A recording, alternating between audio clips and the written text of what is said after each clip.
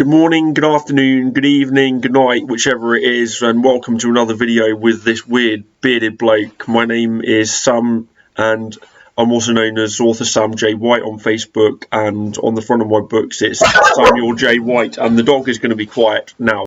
So by now you should know the drill. I sent out an email with a load of questions on it to a load of indie authors, asking them to answer these questions by video so that we could spread the good word about their books and get to know them a bit better, hopefully promote their work at the same time as promoting my work. And today we've got an author called Jason Blayne, and I've read Jason's work, well, some of it, as he says in the video. I read a book called 45 Days by him, and there is a review of it on my YouTube channel. It's actually the highest viewed out of the videos that I've done so far. So well done to him on that, and he's got a lot of fans around the place. So over to you, Jason. Okay, so it seems there's been some teething problems in getting these videos sent from one side of the planet to the other, and they haven't transferred particularly well from Facebook. We have some great audio from Jason, but the videos seem to have gone a bit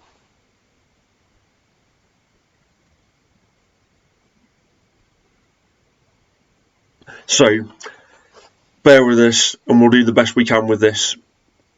Over to you, Jason. Greetings, everybody. I am Jason Blayne, and you are being welcomed into my living room while I do this interview with Samuel J. White. So, I am a small-time indie author from Huntington, West Virginia, home to Marshall University, based on the movie We Are Marshall. And I also worked security for that movie, so that is something that a lot of people do not know about me. I am 35 years old, and shame on you, Sam, for asking for weight. I'm not disclosing that information. I will say this: I am healthier than I have been in the last few years, and I will continue to push forward and continue to getting healthier and getting back into the shape that I used to be in when I was younger. So obviously the question about age and weight, that's really sort of joke. I mean, it's put in there as a bit of an icebreaker. Age is interesting for people to know. We don't really want to know people's weight. I just wanted to see how people reacted to that. I mean, fair enough. I'm in a similar position. I used to be an athlete. I used to compete all of the time, and I had some health problems and have thyroid disease. So that's caused a lot of weight, and also I'm no one to speak really about weight. And as for age-wise, Jason's a similar age to me. He's only a few months older, I believe. I'll be 35 in a few months. And it's good to know that I'm interviewing someone the same age as me for once.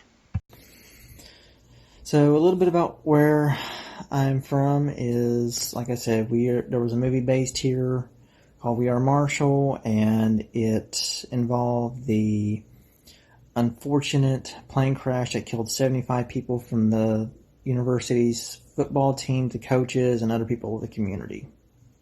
So Jason, can you tell us more about the sort of things that you write? As far as what I write, I started out young adult, new adult, and then I transitioned to contemporary romance. As Samuel knows, I did anti-romance with 45 Days, which he gave 4 stars to, so still thank you for that. And now I'm to writing on the darker side, darker thrillers, darker adventures, darker suspense, darker romance. So, if you haven't given my books a chance, I suggest that you do, because you will not be disappointed. As far as my favorite authors go, I love Harper Lee. I love Tom Clancy, those kind of books. So just, for me, something historical or something action-packed, military. I come from a huge military family, so, it's just always something for me to enjoy something like that. So the next question is, which books are you best known for? The book that I am best known for, Skipping River Creek, has been my dark horse success. And the other one is 45 Days, which Samuel has read, which I've done revisions to. I'd love to get you back into that to go through the revisions, which I took some of your notes from your video and applied it to the revisions. So, but now I am best known for the Twisted Saga and Cherry Skies. Cherry Skies, I hope, will be another dark horse that just readers who have gotten their hands on it have just fallen in love with it. It is just one of those that just sticks with you. I mean, just the emotional content alone has moved readers and just brought people who call themselves veteran readers or just readers that find themselves difficult to cry at a book. They've been crying at this one. So the next question is to tell us about your favourite book that you've written. As far as my favorite book that I've written, my favorite has been Twisted Saga Regenesis, the third book in the trilogy. It starts out with Twisted Saga Origins. The middle book is Twisted Saga Aftermath, but Regenesis, I got down deep, dirty, and I broke quite a few rules with that one. But the twists that are in that and just what I've put the characters through will just amaze you at what I can do and what I will do to characters. So that has been my favorite so far, which is funny. That one came about because I was told a few years ago by some erotica writers that I have no talent, so I wanted to shut a few of them up. Now, I have nothing against erotica writers, but I just wanted to take a few of these people and just really shut them up with what I could do. They told me I could never do anything with sex scenes or anything, that was explosive or anything that would really draw the readers in. And, well, with Regenesis, I did just that. So those authors have, since that has been released, has really shut their roles. So I don't generally have a favourite thing to eat or drink while I'm writing, and I don't generally drink fizzy drinks very often, but I picked this up today for some reason. I don't know why I picked it up. But the relevance to that in this question is, what do you like to eat and drink while you are writing? What are my favorite things to eat and drink while writing? Usually I don't eat a whole lot while I write. Usually if I have something sweet, it's something like a Hershey's bar. But something that I always have to have when I write, I have to have a bottle of Code Red Mountain Dew. I don't do a whole lot of caffeine. I limit myself to just one a day. But when the bottle runs out, I stop writing. So that's just that's my process.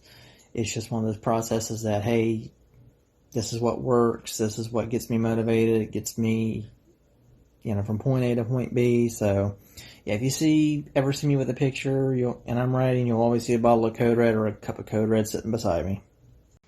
So I've not been recognised on the street for my author work, mainly because my few fans I have are in other countries. But one thing I was recognised for is a few years back when I was walking to work and there was this drunk woman coming the other way. Her partner was holding her up. She was so drunk and she suddenly turned around and pointed at me and she goes, "I recognise you! You're that bloke who sings karaoke down the pub. You're really good. You should win the X Factor." It's very true, of course. I did used to sing a lot of karaoke, and something I don't get to do much in these days, being a carer and so on. But the question was asked to Jason, and this was his response. So I know, you want to see what she was talking about. We'll get back to the interview in a second. This was a very badly taken clip, and my voice was in a very bad condition at the point. I was on holiday and whatever, and just this is what she was talking about, probably why I was recognised.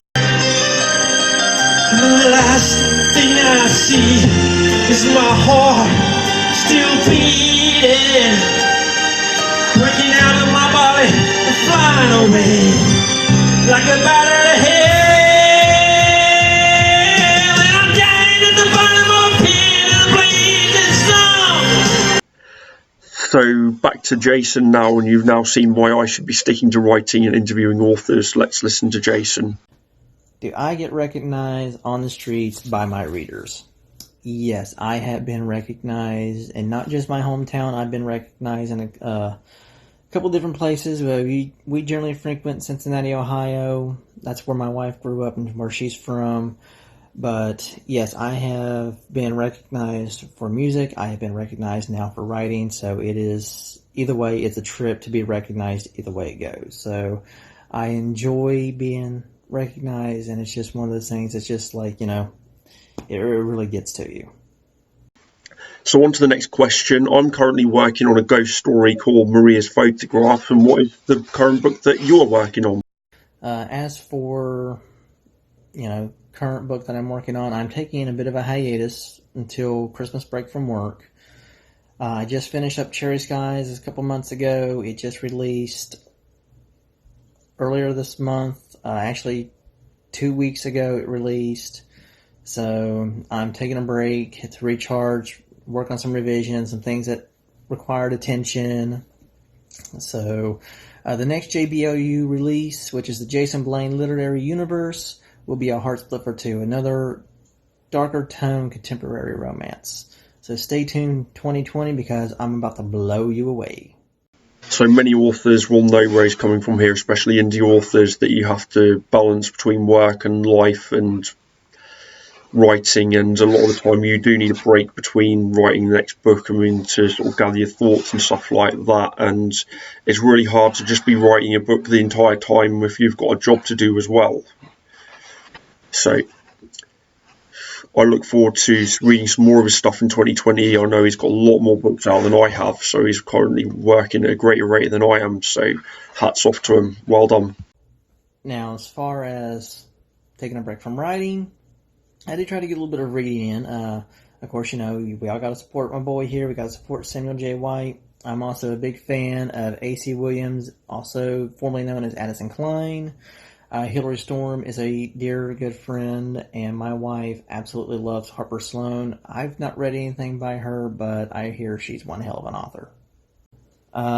But speaking of which, people to recognize and thank, Lisa Pinkner. I pray to God I said her last name right. She has been not only just one of my biggest fans from the beginning, but just one of the biggest advocates to push me to do better, be more like me, be a little more unhinged, stop being so conservative, and just go with what I enjoy to write. So she's been big on that. I definitely have to thank my wife. She has supported me from day one from this. She has heard so many ideas. She has read so much, and just, she's really been someone to support me in doing this, because she knew how much I love music. She was there at the height when I was on top of the world, and hopefully I can get back to the top of that world being a writer. I also have to thank Samuel J. White, because he believes in me, and that's not just from author to author, that's from country to country. I mean, just the culture differences and everything else that just, that's huge. He's done so much to help support indie authors and help push and promote us. So thank you so much, my friend. So thanks to Jason there for thanking me for doing this, and I want to say as well to Lisa, I've spoken to her. She has done a brilliant job of spreading Jason's work around. When she saw the video which I did for 45 days, she was the first one spreading it all over the internet, making sure it got the most views out of any of the videos that I've done so far. So well done to her, and I just want to say that I do these videos because I want to help other people, because if we don't help other people, you can't expect other people to help you. And that's about it really with that. I just hope that one day some people will watch these videos and will make more of them. There's not been many views on the ones I've done so far, but slowly, hopefully, they'll be growing. I think this is going to be the one that's viewed the most so far, because Jason probably has the most fans out of the people that I've seen done interviews for so far, or the most passionate fans. So on to the next bit. Now, something I would like to ask is, for you new people out there who don't know who we are, who don't know who I am, or who any of the others are who's going to be doing these interviews, what do we have to do to earn your trust? Do we have to write better blurbs? How do we push ourselves to earn your trust, to buy our books, to take a chance on us, to become hooked with our work? Me, I've already, my PA, like I said, my street team pushes me. I push myself. And, I keep my books moderately cheap because I am relatively unknown. Most of my books are either going to be 99 cents or $1 until, I really get pushed into the limelight. But at the same time, I'm not going to be asking high prices for my books. But, what do we have to do to earn your trust? So that's a good question there from Jason. What do people need to do, the independent authors? What do we need to do to get recognition from readers and respect? It's getting people to understand that indie authors, just because they don't go through publishing companies, it doesn't make them any lesser. I know that there are some who would go out and put their stuff on the internet on Amazon and stuff like that, without having an editor, and that's sometimes fair enough, because I did the same thing before when I was skint and didn't have any money to have an editor. And I can understand that people will see lack of quality there, but that doesn't mean that these indie authors are not as talented and they're not making as great as stories just because they didn't get picked up by a company who has thousands and thousands and thousands of people sending stuff in every day, and they can throw away some really good stories just because they didn't get the time to see them. I'm not a person who's experienced that. I've never sent any of my books into a publishing company, so I don't know how they would have received them. But I know that that's what people think. They think that people who are indie authors are rejected by these companies, and a lot of them aren't. A lot of them have just gone on to do what they're doing because they decided they don't want to go through the process of that, and they're just doing it themselves because they get to keep more money. And it's not so. The industry tries to run indie authors down as just being amateurs, and it's what have we got to do to make people realise that indie authors are just as passionate about their work, if not more so, than professional authors who you get in the shops. But of course, hopefully I can get some feedback on that and, start finding more readers, and not just here in America. My biggest reading base for the last couple of years has been in the UK and through most of Europe. So thank you so much for entrusting me to be put on your device or buy my paperbacks to really support and keep me going in my writing. So with that being said, I have nothing left for anybody, so I will turn this back over to Samuel and let him do the closing, and I will hopefully see you guys on the flip side. Please join me in my group, #JBLU. You can also join us there in Blayne Nation, or you can find me on Twitter, Instagram, and Facebook as author Jason Blayne. So until then, see you guys and support indie authors. Thanks, Samuel. So here's the little bit about me, which I usually put at the end of every video. You've probably seen that I might have stuck up some advertising for my books during this video. I haven't decided whether to do that yet or not, but I've written a few books. Only one of them is published at the moment. It's called A Midwinter Night's Dream, The Broccoli, the Stilton and the Haystack, and it's a very strange, twisting romance, but it's more than a romance. It's a psychological thriller. It's like no book you've ever read before, according to one of the reviews I got on it. I just recently got it was recently republished when it was edited. It wasn't edited previously, and since it's been edited, it's got a new review on it, and the reviews have gone up to 5 stars now from 4 stars, which is incredible, and I'm really excited about it. I don't know about the rest of the world. The rest of the world can do what they want, and I've got another book coming out on the 31st of October, Halloween, which is a traditional English ghost story with a bit of a twist to it, set in the darkest winter the UK has ever had, back in 1947, where it was worst winter ever. Loads of people died. There was snow piling up everywhere. All the cattle and died, and all the crops died and everything, and it was horrible. And it's a ghost story set back in that time, and it's to do with a school teacher who lost her husband during the war and becomes friends with a photograph, and she's friends with the photograph because she doesn't have any other real friends, and she sort of tells it her deepest, darkest secrets, and it somehow comes to life and shows her things and tries to help her, with a backdrop of some other really bad, horrible, scary shit going on.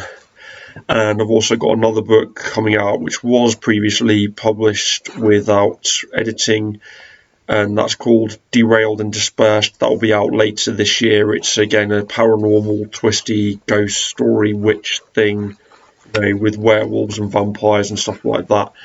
Okay, so what you need to do now, as I've done this interview for Jason Blayne, you need to check out Jason Blayne and his amazing work. And I have done a video already about a year ago. It's a review of his book 45 Days. You should be able to find it on my YouTube channel. It's the most highly viewed one so far, I believe. And yes, the review of 45 Days, you should read it, and you should read his other work. He's most definitely someone who is very different from every other author out there that I've seen so far. I'm going to leave you with a trailer for my latest book, Maria's Photograph, which is out on the 31st of October if I get it finished in time. And there'll be pre-order details for that book and some of Jason's books down in the comments or in the title of the video. Please remember that if you've got this far, to subscribe if you haven't done already and ring the little bell. And what's next? Well, if you've got this far, then clearly you're a dedicated fan of my videos because it's run way over 20 minutes by now. Thank you for watching, and I will be back with another interview tomorrow.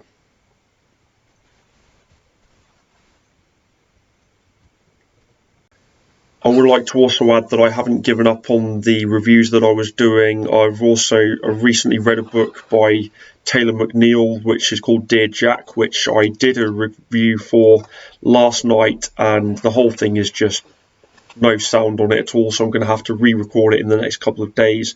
I've also recorded a review for a book which I read over 18 months ago, which is called Lust, the Archive of Sinners, and that's by a lady whose name I can't pronounce, but I'll put it at the bottom of the screen, possibly here. And thanks again for watching. If you've got this far, please support indie authors around the world. I also have 2 or 3 more interviews coming up in the coming days, which I've been sent videos for, which will be edited as and when I can out. You've been a great audience if you've watched for this long. I've been Sam J. White, or Samuel J. White as my books have me down as. And goodbye and thank you for watching, and remember to watch this little trailer which is now coming up.